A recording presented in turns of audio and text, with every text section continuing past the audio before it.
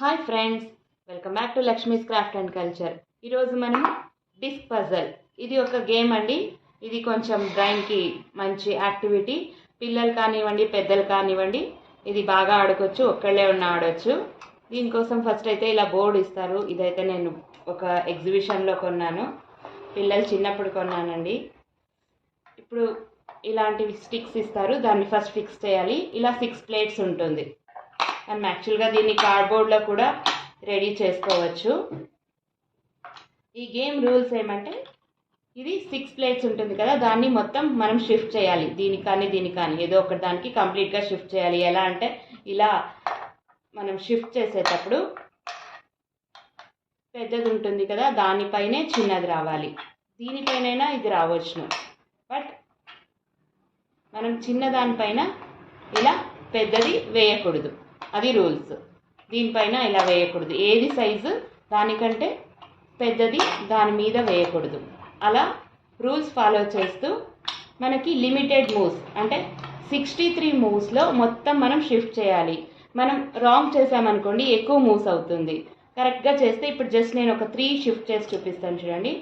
1 2 3 4 5 6 7 ఇలా చూడండి. Just 3 move చేయడానికి మనకి 7 మూవ్స్ పట్టింది. అలాగే మొత్తం 6 మూవ్ చేయడానికి మనకి 63 మూవ్స్ కావాలి. ఇప్పుడు కంటిన్యూస్గా ఎలా ఆడాలో చూపిస్తాను చూడండి.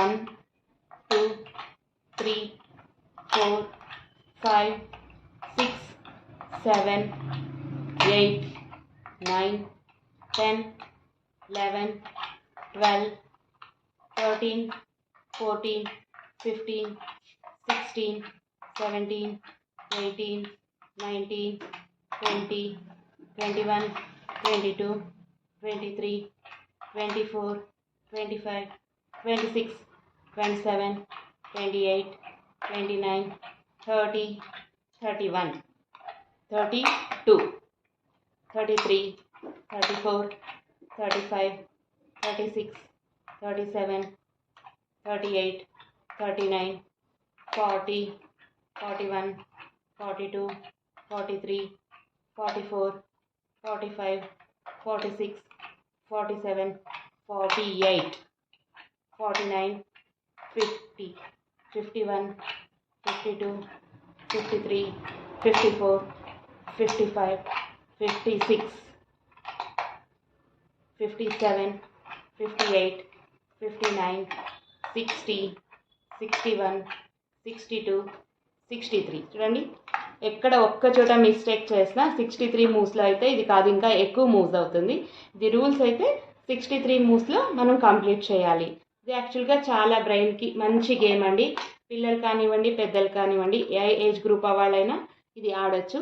మంచి టైంపాస్ సమ్మర్లో. తప్పకుండా ఈ గేమ్ని ట్రై చేయండి. మనం దీన్ని కార్డ్బోర్డ్లో కూడా రెడీ చేసుకోవచ్చు. ట్రై చేయండి. Thank you for watching.